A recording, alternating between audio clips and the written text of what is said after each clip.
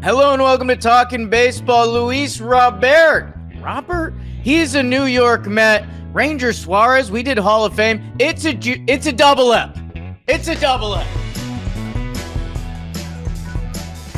So early here. Tom Glavine. Chris Getz out. Hello and welcome to Talkin' Baseball. I am Jake Storielli. That is Trevor Plouffe. Rob Scirocco's producing. Dalton Feely's back in the lab. We're going to time travel a little bit. You might get double intros today. Dalton Feely was on a triple date at the hockey game last night. A little heated rivalry action. We recorded a full episode. That's right. We're at it again, people. Last night, we did a whole Hall of Fame, Ranger Suarez, JT Realmuto episode. And then right as, heads are about to hit pillows, Luis Robert is traded. on Baseball Reference, it just says Robert.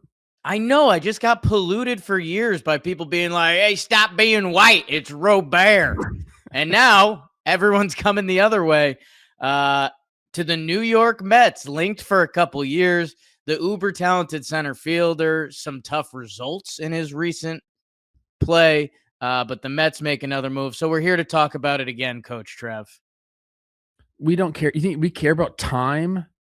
You think we care about timelines? No, we don't. We'll put whatever we want out here on the YouTube. I'm excited about this one, Coach, because we have been kind of teeing this up for a few years. Our guy Chris Getz finally pulling the trigger here, and we've said this from time to time.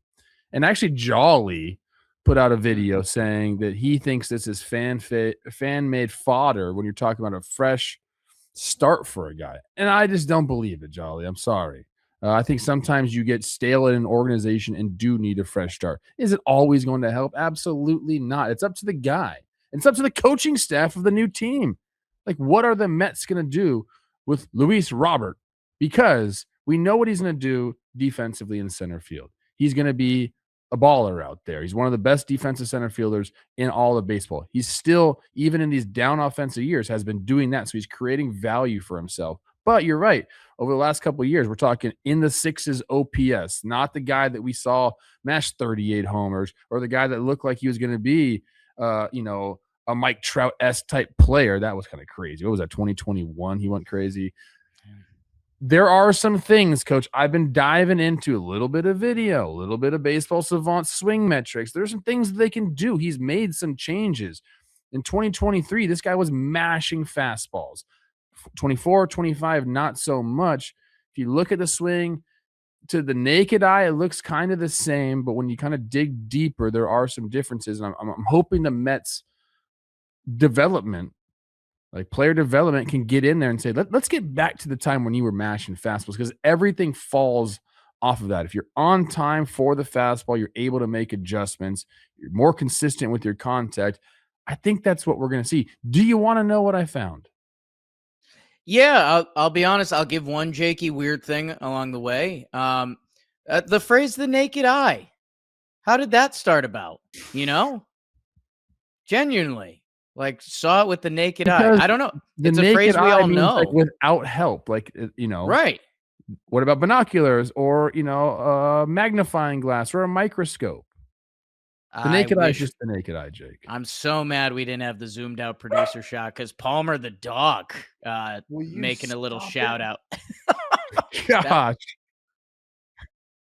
Come on. Everyone to know that. Palmer, get up there. Oh, God. What a beauty. Everybody in my house is asleep, so I had to take her out and then not wake everybody up because I'm like that. You're built entirely different. You are the Cuban Mike Trout. Tell us what you saw in Luis Robert's swing. So in 2023, well, number one, you can just look at what his stance was. Then they have all the metrics on Baseball Savant, which is awesome. It was a little bit more closed off. It was actually a little bit more narrow. Okay. So you see that from the get-go, but to me, it's his hands. His hands start from a lower spot. So when he is getting, his coil, getting ready, he's launching from a little bit lower slot. So a little bit less steep of an attack angle, if you will. And that actually shows up on the metrics too when I looked at it. So it's less distance to cover. Like he's closer to where he needs to make contact at, and I think he was just on time a little bit more because of that. And that's like to me a pretty simple fix. But when you're going through, if you're in the cage with the guy and you're like, okay, well, hey, like let's spread out a little bit so we get the contact. Well, that doesn't always work. Sometimes when you spread out, you get stiff. It just things don't work the same. Whenever anyone says, get more athletic, the first thing most guys do in the box is narrow their stance, and you get more fluid that way. So it's not a big difference in the width of his stance. I think it's only like an inch or two there, but the arms to the leg are shorter. So he's here attacking from here instead of attacking from here, a little bit higher up, it's just going to cause a little bit of, being not in sync or not in time for these heaters. I think that's an easy fix. You can go and do that. Go convince Luis to make the adjustment. Guarantee he's up for it. He wants to provide offensively. So simple things like that. This guy still has incredible bat speed, which is like one of the leading indicators of like things are about to fall off, is when the bat speed starts to go. He still has incredible bat speed. It's still there. So now it's just about taking that bat speed and making it more direct and making more consistent contact and getting yourself on time. He can do that. So like, hey, $20 million. Can the Mets get in there and fix his swing during spring training, or even try to start right now? You're welcome. So, hey, baseball fans, Mets fans, there you go. Luis Robert fixed. I guess we could talk about the trade a little more. It was Luis Angel Acuna, that's right, Ron's little brother, and Thomas Pauly. I don't have the full Harvard guy, right? Oh shoot, Truman Pauly. Excuse me, Truman Pauly. Oh, he went to Windward in L.A. Your nice fingerprints are all on this. I think Chris Rose's kids went to Windward. Okay, doxed. they're not in school anymore. Luis Robert, like we talked about, and you probably know if you're listening to this show, but came onto the scene hot, big time prospect, second in Rookie of the Year, Gold Glove in 2020. Wow, what a time. And then we saw him in 2021. He was amazing, Trev. 68 games, a 3.7 WAR. But the problem was 68 games. But we're like, okay, get ready for this guy when he's healthy. And then we've seen a mix of injuries. He's only played over 110 games once. And that was in 2023, where he was a 5+ WAR player, 857 OPS, 38 homers, 20 steals, oozing with talent. And then the past 2 years, it's just been icky. 210 games in OPS in the 6.5s. Now he's mashed lefties. So there's a couple things that you like here. You like a major league team betting on talent. Luis Robert is 28, excuse me. So like the time hasn't won the war yet. Chicago White Sox fans, I saw some of you fighting this online, but there's still a little bit of stink there. Even Andrew Vaughn, like when he went over in midseason to the Brewers, like again, that's a small sample size, and maybe it's Brewers Devils magic, but it's also the change of scenery thing that we're talking about, along with potential coaching. And maybe there's a hitting coach there that knows what Coach Trev knows and can help him out. Maybe it's moving down the lineup. I know some of the analytics people don't believe in stuff like that. Luis Robert played more than half his game hitting second, third, and fourth last year. So, like, on the Mets, they're currently slotting him in the bottom half of the lineup, surrounded by a lot of talented guys. I think talent is attracted to talent. Like, Luis Robert, go talk to Juan Soto a little bit. Why not? Bo Bichette is on that team now, and I forget the term Jolly used. I forget if he said like fun or weapons or whatever it is, but up and down that Mets lineup, there's a lot of talent. I don't know what Luis Robert's going to be this year, but also on the counter to everything I just said, it is interesting. Like Robert and Simeon, if they play to what their baseball card was last year, those are going to be a couple moves that are critiqued pretty highly at the end of this season. End of the day, I'm not there yet because I like the talent those guys have, especially coming into this organization. Sorry, Palmer's chewing up a rug in my studio right now. And this is a disaster. Do you like that or hate that? I don't like it. I need to talk to her right now. Hold on.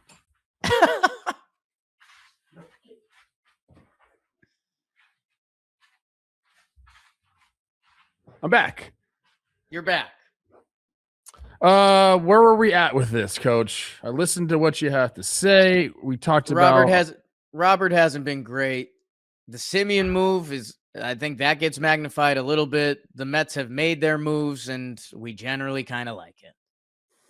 Yes, and it still doesn't mean they have to be done either.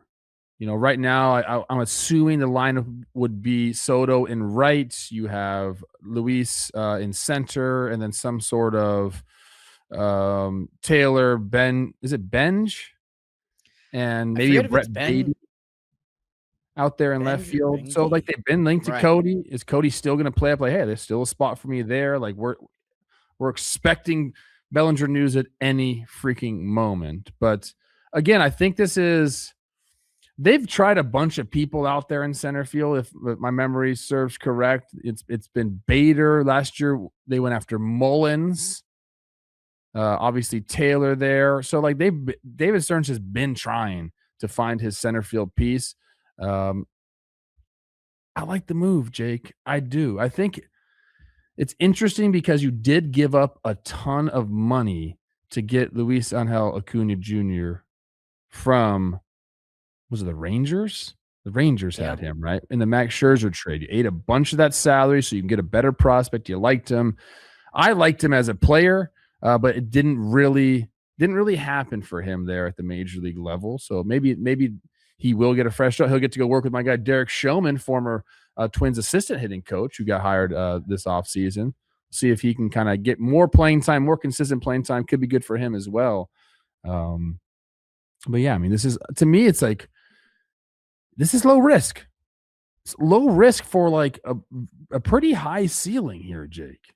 For being honest, Luis Robert's still 28 years old. It's not like he's an old, put him out to the pasture type guy. I mentioned the bat speed is still there. So, the floor will be there because of the defense. And man, if you get some offense out of him, this could be one of the best moves of the offseason. It's true. Like you can't knock the talent and potential of it at all. It's Carson Benj. So That's what I said. He had that. The Mets after, the Kyle Tucker situation where they clearly, Uncle Steve was taken to Twitter. They thought they were in the mix. They've now countered with Bichette and Luis Robert. I think on the other side of this, Coach Trev, we thought the Mets would be trading. We kind of thought it would be for pitching. We'll be interested to see if they address that because, like we've danced around, we like their pitching. You'd really like it more with one kind of bona fide innings eater towards the top. You could say that for any rotation, though. And hey, the Mets have addressed defense with Semien at second base, Robert in center field, which, hey, whenever we talk about the Brewers, which we know Stearns came from there, whenever we talk about the Guardians, like one of the deep, dark secrets is just those teams play defense every year. Like we scoff at their lineup sometimes because we're like, what are these guys doing in 7, 8, 9? Well, they're fielding the ball. And they have guys that are going to field the ball with potential upside of Marcus Semien not having to be the leadoff hitter that he's been the past couple years. Luis Robert not having to be in the middle of the lineup. I'll tell you what, the Mets are going to be must-watch TV. And hey, I know we don't do this a lot, but I kind of like it for the White Sox. Like Luis Roberts' value and money had gotten to a weird spot. He's $22 million for this year / a buyout with $20 million for next year. So it's going to be interesting to see how he performs. And I think worst case for the Mets, you have a defensive center fielder who Robert has hit lefties well the past couple seasons. So you have that.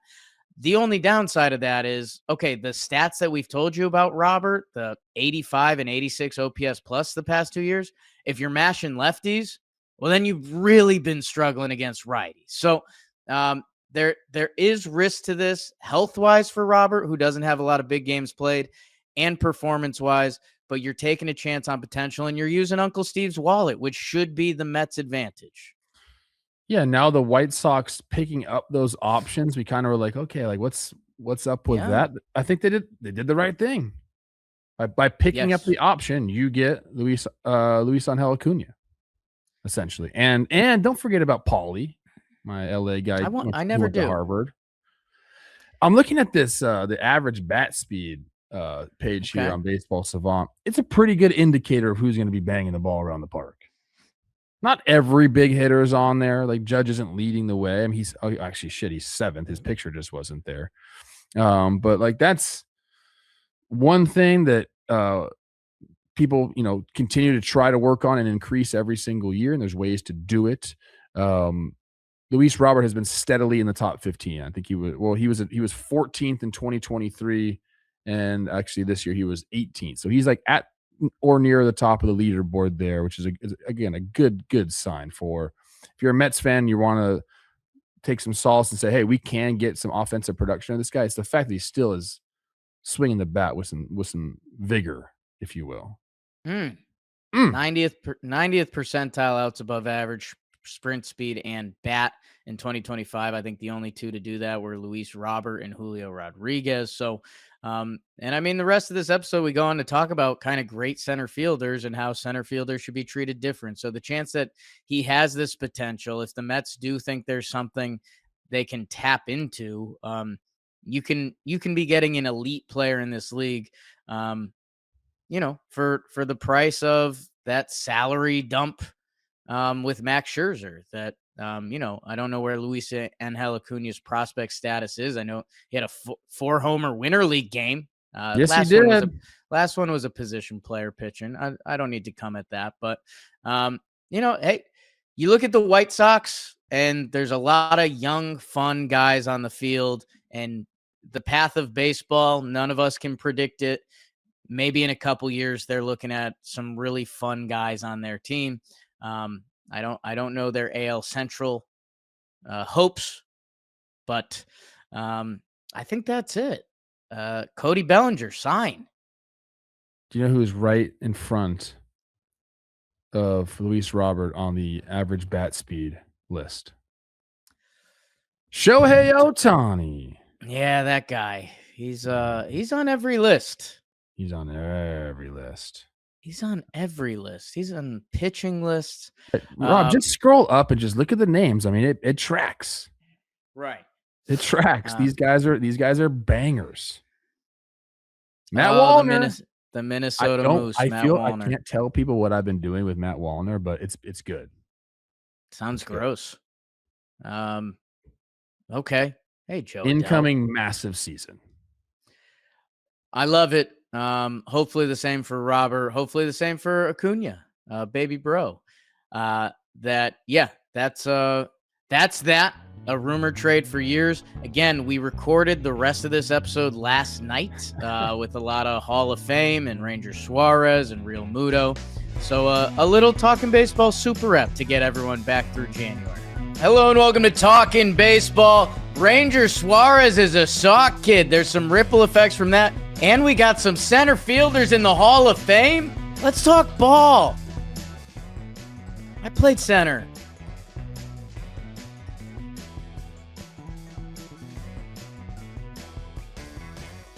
John Smoltz. Oh, Darren Mastriani. Oh, I know.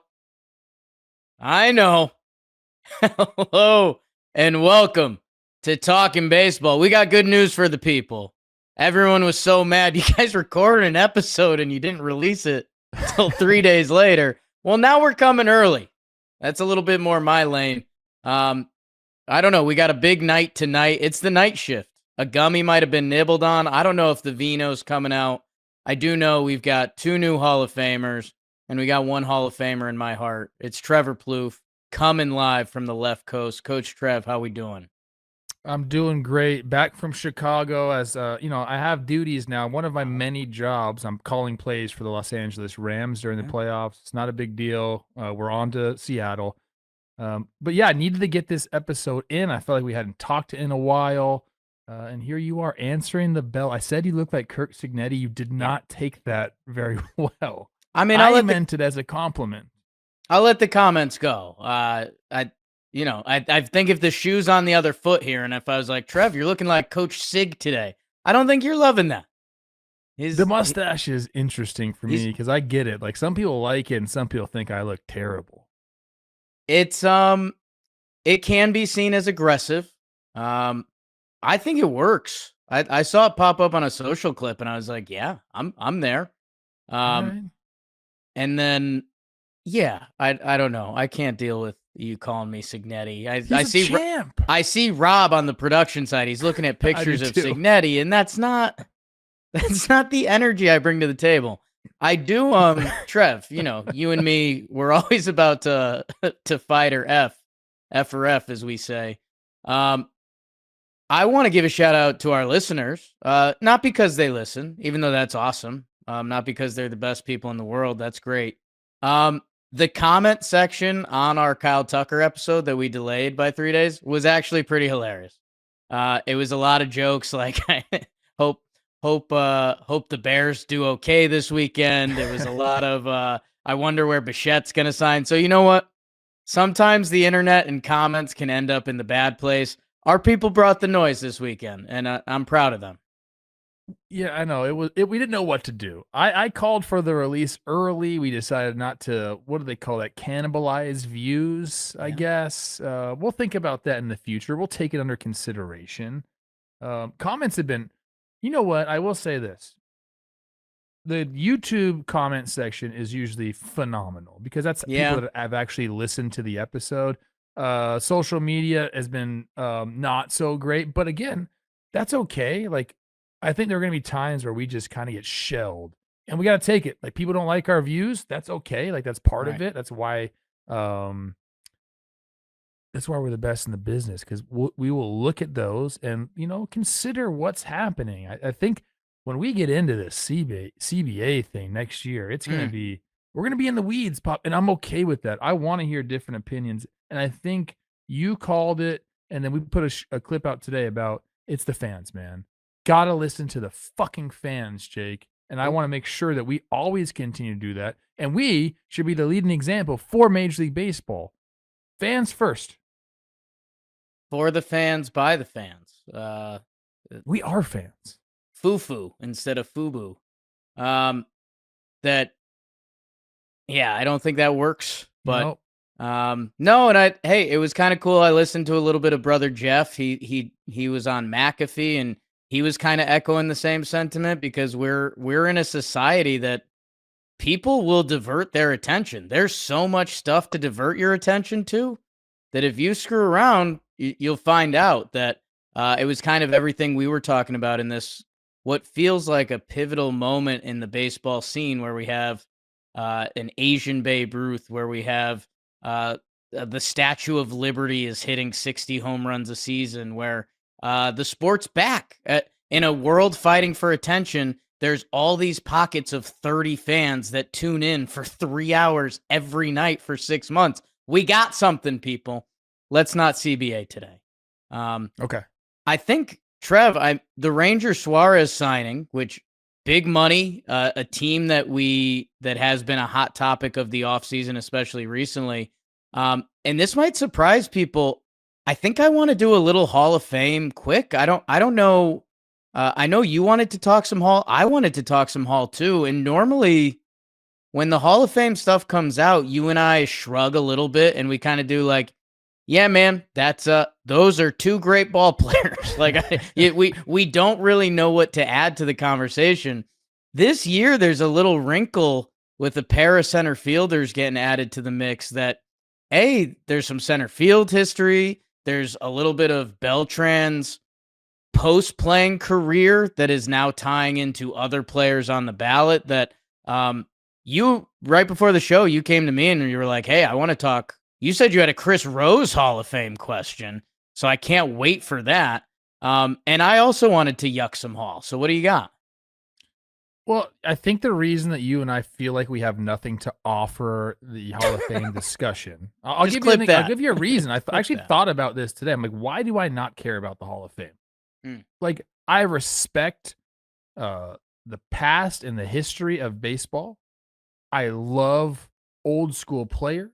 I had mentors that went on to become Hall of Famers. I understand how difficult it is. Not only to to make it to the big leagues and then to be put a career together that gets you into the Hall of Fame. You have to have, obviously have the utmost respect for anybody that gets inducted. But I think the reason that you and I, and maybe it's like this middle generation, but before the internet, like kind of right at the internet, I didn't have stats. I never focused on stats when I watched baseball. Growing up, I was like, that guy's an awesome player.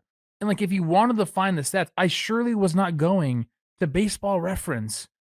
It probably wasn't even around when I was a kid or in high school when the internet was actually a thing.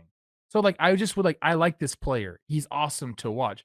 Maybe in the paper, the Daily News, I would check out, hey, who has the most hits in the league every once in a while? That's cool. What's your ERA? So like the statistical side of the game, I was never super into. I liked who I liked. I like Brett Butler, for God's sake. Like, that was my favorite player growing up. So like, I'm not a statistical guy. So every once in a while, we'll get Brett guys. Butler was your favorite player growing up? Yeah. Here's a stupid reason why. I had a flip book, one of those flip books. Kids don't even know what I'm talking about. No. And it showed you how to bunt. Because guess what Brett Butler did? Wow. That's Bunted the hell out of the ball. Sick in the head, but okay. It's maybe why I'm so obsessed with the bunt play. 100%. And maybe we need to unpack that one day. But again, like, for instance, dude, like Andruw Jones, hell of a ball player. I could have named one stat. Won a bunch of Gold Gloves. I know that. Yeah. Hit a bunch of homers. I know that, but I don't know the stats off the top of my head. Carlos Beltran, like, I know he was great. I know he was great in the playoffs too. I don't know all the stats. So when I go check these guys out, I'm like, holy fuck, like, Carlos Beltran had a hell of a career. Like, Andruw Jones had a really like great like 8-year peak and then like kind of like fell off. Like, I don't like remember all that stuff. So a lot of times I have to kind of get a refresher course, and maybe that's why we're just like, all right, like, I know these guys are good, but I think a lot of guys are good because when I was growing up watching ball, I never thought about statistics, and I feel like there's still a large portion of people that still watch the game like that. But now, obviously, we're inundated with stats, data, new stats. It's like kind of like people have to be more into stats nowadays than they were before, I think. So yeah, let me give you some facts, and then I'll give you some educated guesses because I like what you're dancing around. Hey, shout out to your guy Brett Butler. We're looking at 50 career WAR for him, 558 career stolen bases. Never would have thought that, Jake. 377 career on base for a speed guy. We might have. Okay, Brett Butler. So with baseball stats, I think there's a couple things here. One, there's a tweener generation that I think I'm a part of where fantasy baseball and video games happened. That fantasy baseball and video games brought stats a little more to the forefront naturally. But it was also the stats we were familiar with. It was home runs, it was RBI, it was stolen bases, batting average, wins, strikeouts, saves. Even saves like used to be a new stat. That I think that's a little more ingrained around people our age, I'll lump us together, than guys that maybe weren't, passing Stanford to go to the draft. That I think that's part of it. I also think baseball has a history side to it that, again, this part is becoming theory, but as you get older, you naturally get into more history. I have, when I'm out of podcasts, I got an ancient Rome pod going on. I don't think people would expect that from me. I don't expect that from me. That's new. But I think as you get older, you're kind of like, what was the Treaty of Versailles? So I think baseball has always had a historic side to it. And like Babe Ruth's home run record, and when Hank Aaron got past that, and like, I think it used to be built on the numbers. It was 3,000 hits. It was 300 wins. It was 500 home runs. That we've definitely now gone into hyperdrive, that the analytics and the nerds and the war and the VORP and whatever you've got. Like baseball brought in geeks, which, hey, you guys are welcome here. We're going to throw you in the locker, but that's a sign of respect. That where stats are and the Hall of Fame, it's an interesting new world. And this year's vote was kind of one of the first flashes of that. I don't like when you say nerds. I say it endearing. Like, I wish I had that side, bro. I don't. That's okay. Actually, I feel like it's derogatory. And guess what? Shout out Crespi High. Like, I hung out with everybody. There was no such thing as like nerds and jock. We all were just one. Dude, I was class president of my high school. Okay, so you're using so it that's as a nerdy. term of endearment. That's. I'm glad we cleared that up for the people. And I think everybody has a nerdy side to them. Like I get nerdy about baseball. I'm trying to think what else I get nerdy about. Ancient Rome, huh? I mean, like I'm into it, Coach, but that's a new one for you. I mean, man, it started off like way too early, like Romulus and Remus, and I was like, can we like fast forward? Like, give me some F and F. Hey, let me tell you right now. I don't know how far you gotten. There is some effed up things that happen in ancient Rome. Oh yeah, dude, everywhere. Like, have you gotten to Nero yet? And this is what Trevor and I are trying to say. Congratulations to Carlos Beltran and Andruw Jones. Can I give you my Chris Rose question? Yes. Yes. First of all, there's some numbers here that are nuts for Carlos Beltran, but yeah, I guess my Chris Rose, he liked this question. I actually asked him today. Wow. Do you prefer?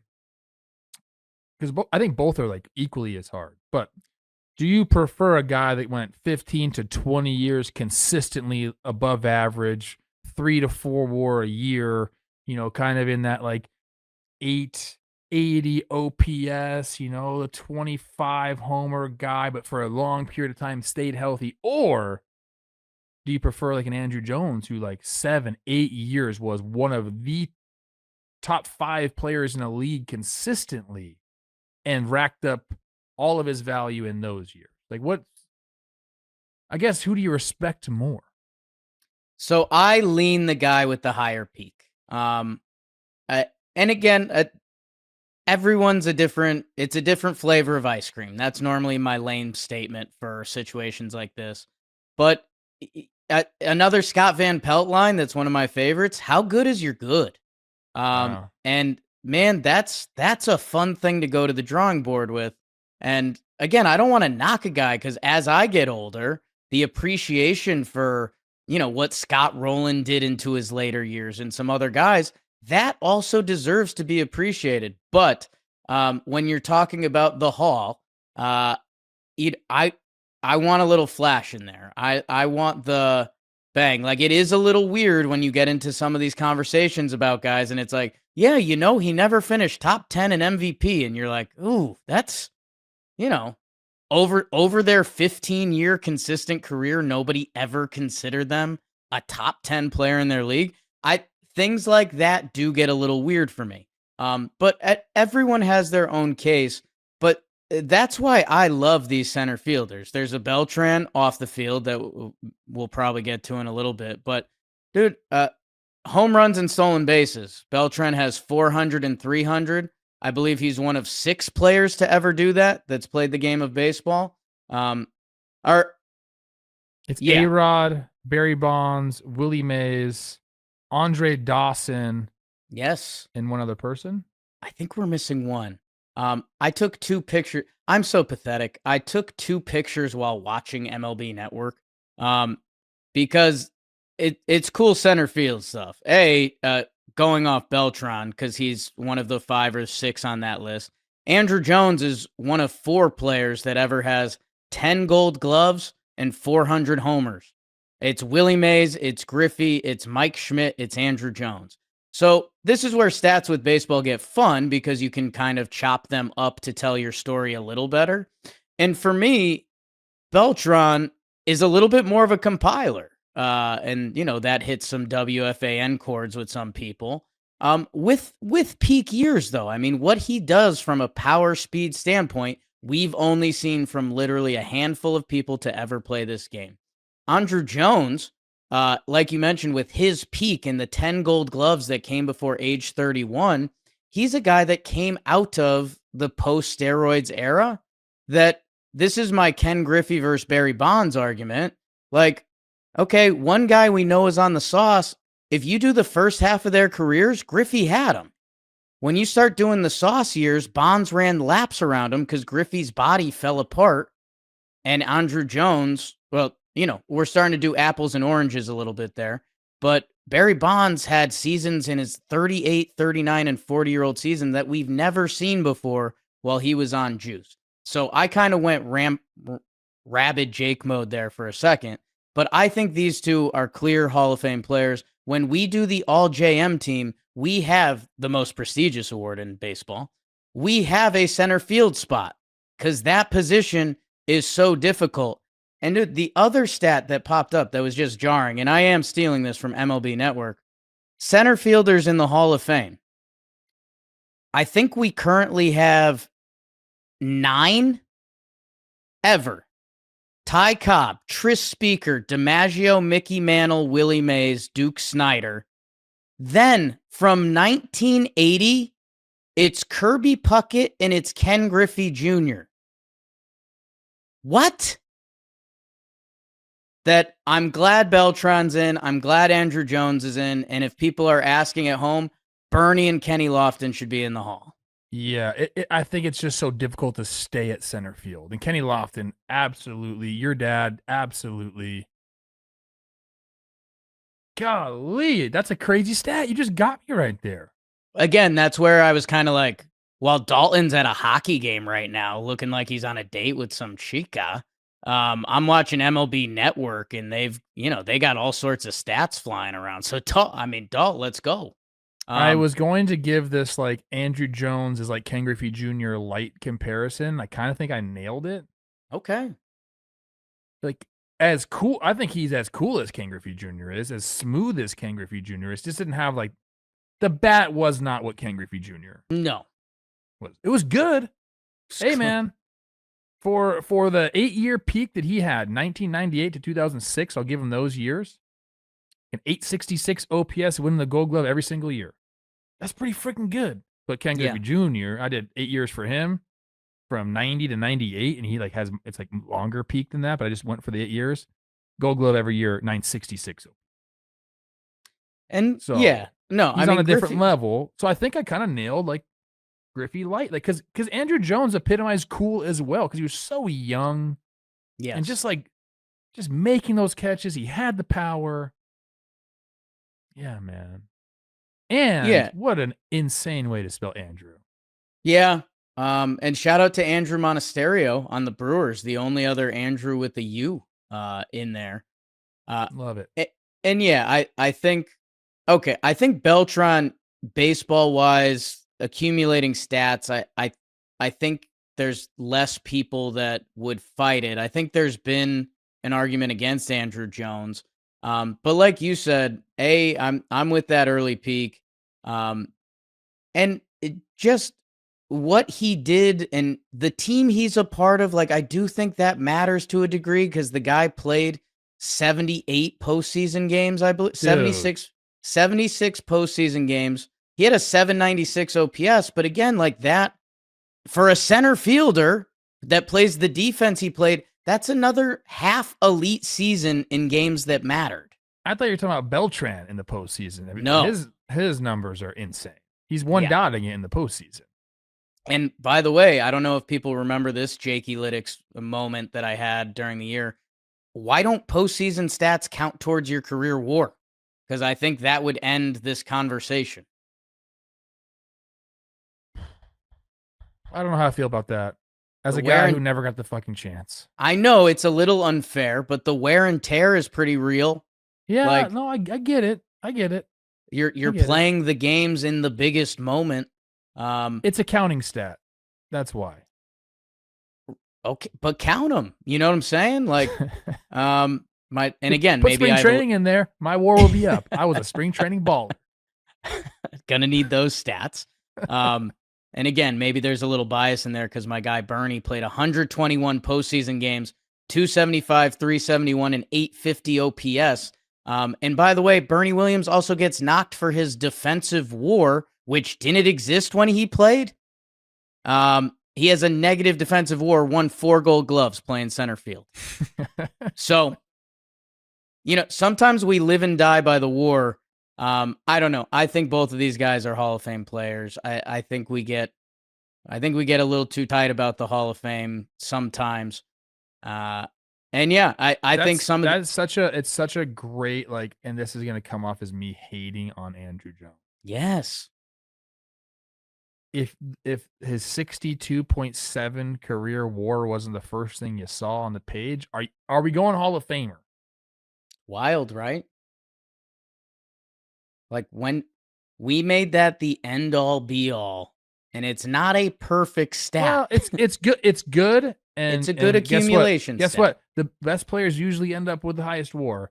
It's true. But Chris Rose's, I like what he says. He goes, if I watch the game of baseball and I've seen this guy play his entire career, do I ever feel like he's a Hall of Fame talent? I think Andruw Jones is an absolute yes to that.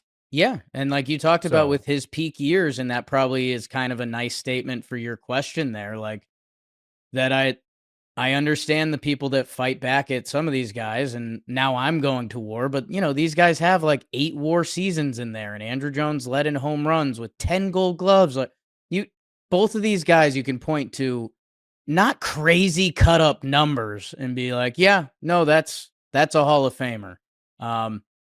Career WAR of center fielders in the Hall of Fame.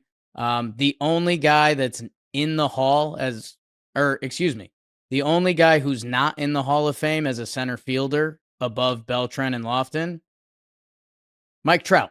So I think that's going to take care of itself. Gosh. So yeah, that's going to be a fun discussion, man. Talk about Mike Trout. I haven't seen anyone up in arms about it. I guess I want to close off the Hall of Fame and see if you have any other Beltran thoughts because of that whole other thing. But it's all brought to you by SeatGeek. Make sure you guys go to SeatGeek. Go to the Hall of Fame ceremony. Shout out to Josh Rawich, the president of the Hall of Fame. Yeah. I don't know if SeatGeek's selling tickets to that, but they sell tickets to everything. So probably, including the upcoming World Cup, the NFL playoffs. Trev will be there. And SeatGeek has been with us pretty much from the start now. They're the #1 rated ticketing app, and they give you guys a code, and girls, Talkin 2026, 10% off your next set of tickets at SeatGeek. 10% off any tickets at SeatGeek. Promo code Talkin 2026. Click the link in the description. Have the code automatically added to your account so you could use it later. Thank you, SeatGeek. Trev, do you care about the Beltran post-playing career stuff at all? You're talking about the Astros. I was alluding to it. So do I like that he did that? No. Have I criticized him heavily about he's probably one of the most important people to blame for that? Yes, I have. Do I think it matters in Hall of Fame voting? No, because all those numbers that he compiled were that had nothing to do with it. So yeah. No, I don't think it should have held him out. Am I mad at him a little bit? Yeah. Fine. Do you think he cares I'm mad at him? No. Right. I guess the other part for Hall of Fame people that this conversation gets interesting, there was a lot of boost on the ballot. A-Rod is getting into kind of it could happen territory. Andy Pettit is getting into it could happen territory. Those guys both have linked histories to steroids at different points. Nice. Thanks for clarifying, Jake. And then there's a couple others like Felix Hernandez, which, Trev, okay, the game we were playing before, I think you and I, if we were playing the game, Hall of Famer or not, if we were playing without a camera, without a microphone, and, a lot of people watch this program now, which, again, thank you guys. If you and I were off camera playing, hey, is Felix Hernandez a Hall of Famer? I think you and I are like, yeah. King Felix? That guy was disgusting. Well, C. Rosie asked me that. He goes, you played against Verlander, Scherzer in their primes. Was he part of that? And I said, yeah. You thought about Felix the same way you thought about Scherzer and Verlander. You did. You just did. He was absolutely filthy. mean, the numbers speak for themselves. I believe he won a Cy, I'm pretty sure. Yeah, he won the Cy Young in 2010. He finished second in 2009 and 2014. Yes, to me, like he should be in the Hall of Fame. Yes. Yeah, and I think more so what I think Felix will signify in a couple years. By the way, Cole Hamels did really well. Yeah, that one's interesting to me. To me, I have no idea what his career stats are. Like, no Dude, idea. He's in I'm the book, kind of in the I'm kind of in the same boat. Whoa, he's in your book, and he's been a part of this show. Remember when we were the biggest fan of Cole Hamels' agent? Just like getting him gigs. $1 million to throw a bullpen. It's like, what? I guess for the deep lost in baseball people, Felix's career innings, career WAR, some of the things we get caught up in, they're not necessarily the old standard of pitching. Oh, come on. Is this him getting you out? Did I miss it? Yeah. Oh, Rob, play that back. I was looking at stats. Okay. Felix Hernandez it's 0-2, so you're working the count. Felix freezes you down and Why in. Why are you throwing me a heater? Is that your heater there? Was that the stance Josh Donaldson made fun of you for? Is that your 70-30? No, this is I think this is better. I was going to say, you're a little more upright there. This is 2014, gotta be with that stance. Good year for you. Good year for us. Yeah. Anyways, Felix kind of signifies that, some of the old career pitching numbers when guys used to throw complete games 25 times a season, he could kind of change the mold, which was going to have to happen because pitching has changed so much. I don't know. He threw so much, dude, during that, right? Like, his peak that he wasn't long for the game, dude. He threw so much. Trev, it's going to be funny in 5 years or so. We're going to be looking at Hernandez as one of the workhorses that got in the Hall. Because, the game just changed so quickly. For 10 seasons, Felix averaged 217.8 innings pitched per season. So, we'll never probably see that again. If you ask me, do I playing against Cole Hamels, that I feel like he was a Hall of Famer, with the utmost respect for a guy that did it for 15 years, and I'm looking at the stats now and I'm liking them. Right. I would have said no, but the stats are what they are, Jake. 15 years to a 3.4. The wins, obviously no one's going to get to those win numbers that you need anymore. 200, 300 wins. It's crazy. And I guess I'm still looking at his WAR because he got to 58. Trev, I will take it a step more confidently than you, even though I'm not confident.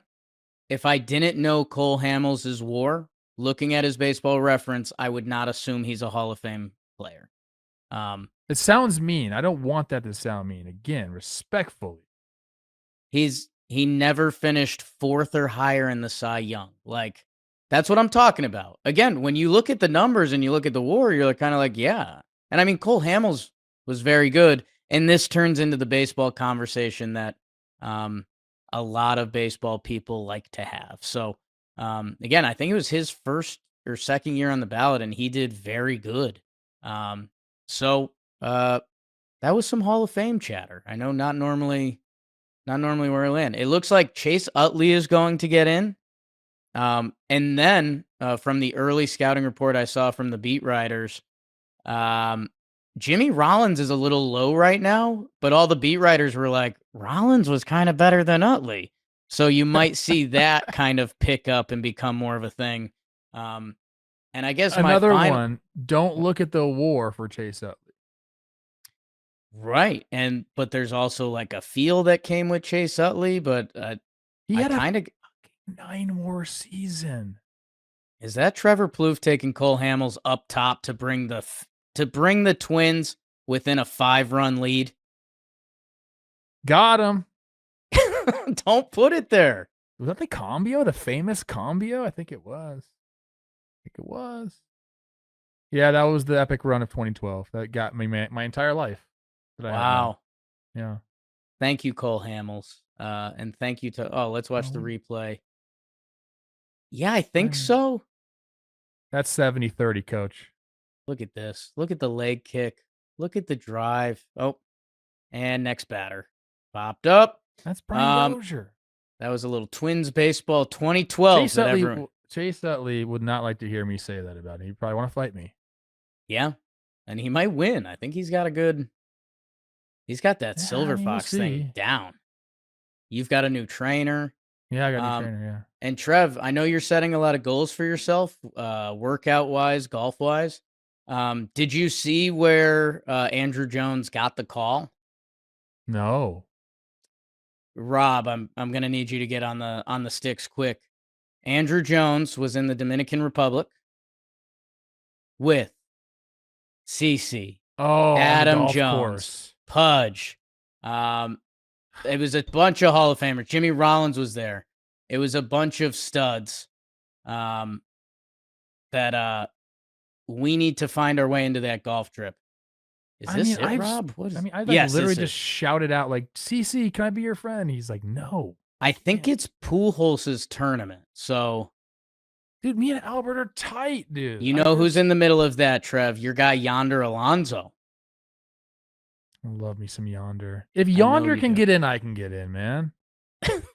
That's the spirit. He's an all-star, though. I'll hold the camera or something. Yeah. That was talking Hall of Fame. Anything else you need to get out there? Today I was at the golf course with Royce Clayton. Wow. And Schoolboy Q. What? Hands on the wheel. Great swing by Schoolboy. I saw him hit a drive on the fifth hole of our course. Nice. Piped one down the middle. Where do you live? It's kind of this hole that if you're on the driving range, everyone sees you. So, like, you got to peacock a little bit, you know? If you hit a bad one, it's like, fuck. Yeah. Hey, nice shot, pal. I've been having that happen. My new gym has a basketball court, but only like half of it you can see through. So when people walk by, they only get to see me take one shot, and I'm like, God, this one better be, this better be there. Otherwise, I'm the short guy throwing up bricks, and I don't need that. I don't need that. Speaking of, Trev, your fingerprints again. Ranger Suarez, your former teammate on the Lehigh Valley Iron Pigs, signs with the Boston Red Sox for 5 years, $130 million. There's a 2031 mutual option. I will already report that will not be picked up. There are no deferrals. There are obviously no opt-outs if you're going to sign with Boston, and no trade protection. No. You can't. We just don't do no trades here. Ranger Suarez signs with the Sox. Hey, Red Sox fans, hand up. I'll give a little apology. In an offseason that's been a lot of cold stove, we just went on a Hall of Fame rant, and we weren't first to this one. Go check out Baseball Today. Chris Rose, Trevor Plouffe. But Ranger Suarez kind of the pivot after the Red Sox missed from Bregman, and now that rotation is starting. People are arguing it's the best in baseball. I'll give you shout out Ranger, number one. Great guy, former Swiss Army knife that has turned himself into a great starting pitcher who has incredible postseason numbers as well. Some of the best postseason numbers you're ever going to find from a pitcher. So shout out my guy. Like, a lot of people are like, this is an overpay. I don't think it is. I think it's just what you pay one of these pitchers like this. And I'll tell you why I think Boston went out and got him. And I don't think it was a quick, like, on tilt, we just need to sign somebody type thing. If you look at what's happening right now with their roster, first of all, maybe I'm just a dummy, but I still like their roster without doing anything else. I still think they kind of have a complete roster. Made the playoffs last year. I had them going to the World Series. Didn't happen. Who'd they run into? Did the Yankees take them out? Yankees in the 3-game wild card. In the wild card. Okay. No Roman Anthony. That changes things. Okay. So you got Roman there. Anyways, I think what we're seeing now is they have two very deep pools of depth. That did not word that right. No. No. Oh, no. That one hurt. 2 deep pools of depth. I think it kind of works. It can work. Let's see if you can land it. 2 positions of deep depth. Okay. Starting pitching. Yeah. And they have young, controllable starting pitching and like tried and true, proven major league outfielders. Okay. So you miss out on Bregman. You don't get Bo Bichette. But now you have these trade chips. Geez, I'm almost there. Trade chips to go get what you need. We always talk about, is Ketel Marte really not going to get traded again? And if the Boston Red Sox said, hey, what about, one of our young controllable pitchers? And then what about, one of our outfield depth pieces, or maybe a Marcelo Meyer? Like, they have these guys that other teams will covet, and they can go out and get their quote unquote free agent or their player they need to plug in either at third base or second base. Like, they can go do that now. So I think adding Ranger and getting that starting pitching depth, not only is he worthy of the contract and makes your rotation better, but he affords you the luxury to now go trade from your depth to go fill that other hole that you didn't get Bregman back at. So I think this is a very smart move by the Red Sox, for many different reasons. But again, I think we're gonna need to see that next move, because right now it's just a hypothetical thing. But I think they're in a position to go get it done, Jake. Yeah, and the baseball side of me is hoping that when free agency taking a while, that maybe that was part of the reason the trade market wasn't as active. Let's see. That's just speculation, but I guess, and a little hopeful that if we get some crazy trades, like, the big names we dreamt of being traded this offseason, Skubal, Ketel Marte, they didn't really happen. Even that next tier, Freddie Peralta, Joe Ryan, some of these other guys, Jarren Duran has been on the trade block for some reason for 2 years, which, again, maybe that's just us being foolish. But, yeah, and hey, I know we've talked a lot about what the potential package for Skubal would be. Ken Rosenthal said that the Red Sox were floating out, who's our guy? Brian Bayo out there, who he's on kind of a team-friendly extension that, Trev, we've been wondering what a Skubal package would look like. This is literally me just going from the hip, people, but do the Tigers take the phone call if it's Bayo and Marcelo Meyer? I think they'd listen. That, like, I don't know. Again, we're getting into fairyland a little bit and just daydreaming. Well, but I mean, the Red Sox can do a lot. They brought in 3 starting pitchers this offseason. Yeah. Sonny, Oviedo, and now Ranger. So, like, you have these young guys that you either need to find innings for or you need to trade them, because these are major league talent guys. Like, just having them rot in AAA is not really what you want. They're not giving you value there. So I think we will see them move. I don't know when. It could come during the season too. It doesn't have to come before the season, but I think they are very, very well positioned, Jake, to go and get what they need. And maybe they put Marcelo Meyer at third base and he becomes the guy they think he can be. And then they're like, all right, well, let's move on to the next position. Like, maybe that's what the plan is here. We have these guys. We know guys want them. Teams want them. Let's see what we actually need this season. Because you forget, what if Christian Campbell's the answer at second base? They thought he was already. Yeah, and the other thing, I don't know if it's now, I don't know if it's later, but there's been a lot of rumored second basemen to be traded. Brendan Donovan, I think that guy would fit as a Red Sox. He already looks like a Red Sox. I forget if we made that joke on this show yet, but Ketel Marte was the guy they were rumored for a little bit. And then Nico Horner was rumored, but I didn't believe that. Jazz for a little bit. There's a lot of second basemen just kind of thrown out there that I think if the Red Sox want to make that move, but like you're saying, at the end of the day, like Romy Gonzalez did a lot last year, mostly against lefties. Christian Campbell's still around. That you're right. The Red Sox could roll this team out there. I do think their fan base is thirsty for one more move, whether it's from that outfield depth, whether it is packaging a starter for maybe another starter. Like you said, they have the assets that they can. Right now, the Red Sox still have questions. They made a 3-game wild card against the Yankees. the Yankees were overmatched in the AL. I think the Sox were overmatched in the AL. Yes, Roman Anthony could be the entire difference. If he's a 7-WAR, one of those dudes, okay, then maybe that's it. But you'd like to have a little more there, especially in what looks like a gnarly AL East. They have options. I think it's a good place to be in if you're the Red Sox. I think you're still licking the wounds of Alex Bregman not coming back, and you hearing about the no trade clause and all these different things on the Bichette end, and I get it. I also think there's a history now in Boston of like not getting the guy and trading away some of your big players. The whole like Devers situation is weird. So like I understand the fan sentiment of like being disappointed in their organization right now, but I do think they are set up well if they execute what we're talking about. Because you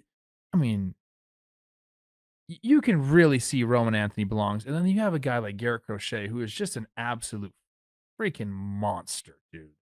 Right? Like they have the pieces, they have the depth. I can't wait to see what they do. I'm actually very excited about it. Don't mess it up, Breslow. Where'd he go? Harvard? Yale? I'm not Princeton? sure. Rob's on it. While Rob looks it up, I'll remind everyone that this great program is brought to you by the DraftKings Sportsbook. That's right. NFL playoffs, it's that time. There's 3 games left, people. So if you're looking to get in the action, get in now. DraftKings early exit protection is the best in the industry. If you have an eligible NFL prop bet guy and they go down in the first half, you still get paid in cash. Here's the best part. New customers, $5. If your bet wins, you get $300 in bonus bets instantly. Download the DraftKings Sportsbook app. Use code JMBaseball. That's code JMBaseball. Turn $5 into $300 in bonus bets if your bet wins. In partnership with DraftKings, the crown is yours. It looks like Breslow's a Yale man. Go Bulldogs. And Trev, this is where, again, maybe I played too much video games as a child. If think about where the Red Sox are currently at. If they call up Detroit, and I don't know the package, get in a fight with your friends, your baseball friends, in a text message. But if Scooble's available, and the Red Sox traded for Scooble, which they have the assets, I don't know who it is. I don't know if they want to trade those assets, but they do. If the Red Sox had Crochet and Scooble, I think they're the favorites in the AL. That'd be a lot, Coach. That's a lot, Trev. Yeah, and Ranger Suarez. Just these 3 lefties coming at your ass. I mean, you might get signed. Bring me back. Bunch of lefties? Come on, we need Chris a guy. Sale just fine. I hate Chris Sale just fine. I think you wanted Rob to dig up that tape, and he will. So that's the good news. That's a little far-fetched for me. But why? Because I don't think they need I mean, would it be great? But that's not their need right now. They have the pitching that they want. Be kind Everybody of cool, needs though. Tarek Skubal. You know what I mean? Come on, Jake. Don't I be know, doing this. But how many teams, if they traded for Scooble, they would become the favorite? Like a lot. I don't think Jake. I don't think I the think Yankees, there's probably like 6 teams in each league that would become the favorite. Well, no, the Dodgers are going to be the favorite in the NL no matter what. So it's basically I'll try to answer that question right now. I don't know. Okay. Like Toronto, yes. Toronto, yes. You just said Boston. Okay, that's Boston, 2. yes. My Twins. Unfortunately, I can't say any of the AL Central teams. None of the Central teams. Detroit already has them. Correct. Seattle, yes. I think they already have pitching that I don't know if that changes my scope of them. Like, I know what you're saying. Insane what you just said right there. It doesn't change your scope if you put Tarek Skubal on the Mariners. Don't get me wrong. He's a stud, but it's like, okay, so who's out of the rotation? Kirby? Castillo? It doesn't matter. Then you could trade one of those guys. Right. Philly, yes. Mets. Not over the Dodgers. Is that what you're saying? In the NL, yes. I think it might put, you put Tarek Skubal on the Phillies. I don't know, man. It's fun. I'm picking up what you're putting down, Yeah. player. I understand. I guess like the other like if Texas Rangers did it, like their pitching was the best in the AL last year. That wasn't the problem. Houston's interesting. Would they be favorites? I don't know. They're so righty. Do I need to get that out of my head? I don't know either. Yeah, we got to talk about other stuff. Let's do a little JT. I got to check my tri-tips. Who knows what temperature they're at right now? Whoa. No idea. I'm just yucking ball. Well, luckily, in a nice way, I don't think we have to lose our minds on this one. JT Realmuto resigns with the Phillies. 3 years, $45 million. He's now been there, I think, half a decade, 5 years, something like that. $15 million a year. He's got some performance boosters in there. We love that. The move comes right after the Bichette announcement. And I think Realmuto had a quote that he was like, I was pretty sure I was going back to Philly. It got a little hairy for a second, but then it didn't. So I think Bichette not signing made it either a lot easier accounting-wise or whatever else they're planning to do. And kind of like we talked about a couple episodes ago, Philly still had more to do this offseason. I still think they have more to do, but having JT Realmuto at center, when you still look around the league at that position, you got a guy. He's a guy that, is tried and true handling the pitching staff. So I think that means a lot. Look, yeah, some of the offensive numbers have continued to decline as he gets older. I think a lot of that has to do with how many innings this guy's caught over the past decade. Like, he is an absolute animal. He's always back there. And there's just something about having a catcher that you can rely on. It means a lot. I thought the Twins might be. I think Jeffers was a realistic option to go there. They signed Victor Caratini. I'll see how that all plays out. I'm going to Twins Fest this weekend, people. Yes. I'll be in Minneapolis. Can't wait to just chop it up with Derek Shelton and Michael A. Taylor. Can't wait. LaTroy Hawkins, same. Great get for the Phillies. Still think they need to do something different, man. And what's wild is, Jake, they are 3-time offenders and over the dollar amount, so they're paying 110% on that bad boy. So $15 million to them is about 36.5. That's not 31.5. Yeah, that's what they're really paying him per year, essentially. Yeah, and I mean, one of the transactions that's supposedly supposed to happen is they think they're going to trade Castellanos to get off some of that money. Trying to trade Bohm still. They probably have to eat some of that money, and they still have, supposedly they want to sign Bader or make another move. So I don't think they're too freaked out by that 110%, which, okay, just anytime you're thinking about these teams and their financials in the books, the Phillies seem to be okay with where they're heading, because they were also about to sign Bichette. So that would have been the equivalent to what? $70 million a year? A lot, dude. And this is going to go down. The Phillies need it so bad, Jake. They freaking need it so bad, because we're going to end up, if the Dodgers are just who we think they are, and they're going to run off some three-peat here. If the Phillies don't end up winning the World Series with this core and the amount of money they've invested in this team, I think they did a really good job of compiling talent. Look at that roster, up and down, pitching staff, hitters. Went out and got freaking Bryce Harper. It's gonna go down as a big time disappointment, man. And I know it's hard. It's one of the hardest sports to win in, just because small sample size in these series. But dang, it's yeah, I'd have to do a Jolly Olive video on this. I guess it's a little bit of opinion, but baseball's, from an interesting standpoint, you can have these kind of beautifully good teams that don't win. I'll start with my Yankees, just because I don't want other teams to get mad. I said this last episode, if the Yankees don't win one with Judge, that's going to be a scar on the Yankees. This Mariners team right now, the generation of pitching that they bred up there is nuts. The Phillies core, like you've talked about, these are teams that if they walk away without hardware, you turn into the old guy at the bar being like, remember those late 2020? Or are they the Mariners? They could shove, man. I think overall roster between those three teams you mentioned, and I get Judge in that, obviously Garrett Cole, but I think the totality of the roster of the Phillies trumps the Yankees and what the Mariners have going on there. So like, I'm just looking right now at their top 12 players from last year, 6'13" of Christopher Sanchez, Trey Turner, Zach Wheeler, Kyle Schwarber, Ranger Suarez, Jesus Luzardo, Bryce Harper, JT Realmuto. Like, it is star-studded, man. But and it was supposed to be you know Bichette. what? This is like, it reminds me a lot of the Detroit Tigers in the early 2010s, man. That was a hell of a team. Go look at those teams. Right? And they didn't get it done. And you know what? At least I still talk about them.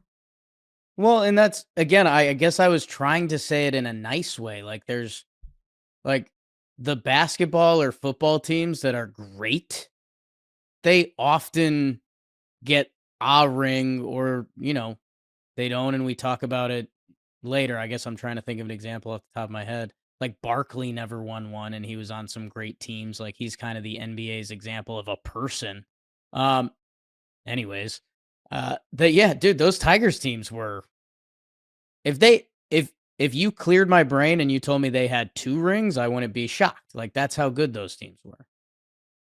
I saw it up close and personal. It was disgusting. I know. You were too close to it. I'm sorry. I was pal. too. I mean, it was like you were gonna lose. We knew we were losing.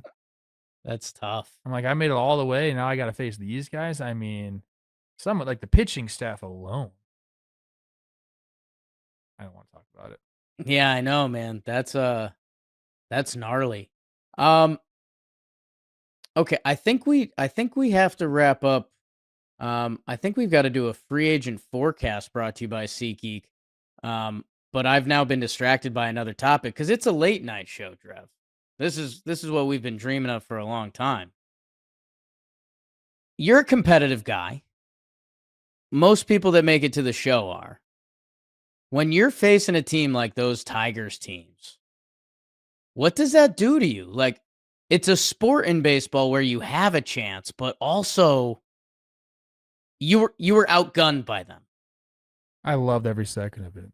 I wanted to face Verlander. I wanted to face Scherzer. I wanted Valverde in the 9th. Like, that to me was like, that's why you play. Would have loved to play in the postseason. Comment how I didn't, people. You love to do that. But I wanted to face it. And is that dumb of me? Probably, dude. Like, probably should have sat out a few more times against those guys. You know what I mean? Like, for the longevity of my career, it's probably better for my overall numbers. But I just loved it, dude. And I knew I was beat. Shit, like Max Scherzer, I'm just trying to grind out. I'm just trying to get on base. I knew I couldn't like go up there and like really have like a solid approach against him. He was better than me, and like his strengths were just better than my strengths. So it was tough, but I loved it. I loved every second. And then watching Miguel Cabrera was like literally watching whoever your favorite artist is painting music. Like, it's like doing that in real time, like painting a masterpiece in real time, watching your favorite artist record a song that you know was going to become a massive hit in real time, like watching Miguel Cabrera do his thing, like hit in those years, winning the Triple Crown. It was phenomenal. It was incredible. I'll never forget it. Yeah, I guess I think people can find some relatability, or at least I can. Well, not facing Max Scherzer exactly, but I don't know. I guess if you play someone in anything and you know they're good and you think you can compete, that's a fun feeling, right? You're like, you're probably gonna get me, but what if I get you? And I guess that was the relatable feeling there. And then it kind of felt like at the end that you might have been rooting for Miguel Cabrera against some of your pitchers. No, I wasn't. But dude, I didn't have to root for him. It was the success was coming. He didn't need me to root for him. Not cheering for him. Okay, legit. Like the only guy that like in my career that people would go out and they'd watch him hit BP. Watch him. I'm glad I asked that. Miguel Cabrera, yeah. But I'm also glad I'm asking you the free agent forecast brought to you by SeatGeek. We keep tabs on the players on the move this offseason. Trev, I think it's coming down to it's Cody and it's Framber. The rumors around Cody are that it's happening this week.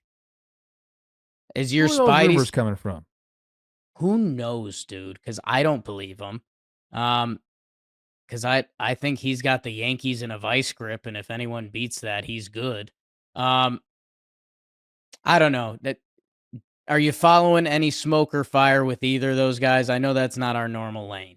To be honest, I've heard rumblings about Cody Bellinger, yes, in the Yankees, and yes, the Mets are still there, and like he fits a lot of teams. I haven't heard anything about Framber, Nothing. which is wild. But I guess if you have to do a 20-minute video of why you're a good guy, like the people maybe have a pause. Like, do you think that's what it is? I think they have a pause. I think it's a little bit of everyone's still at the dance looking for a date. There's going to be a point when Framber's the last date. And I guess teams are still going to need to dance without trading away assets.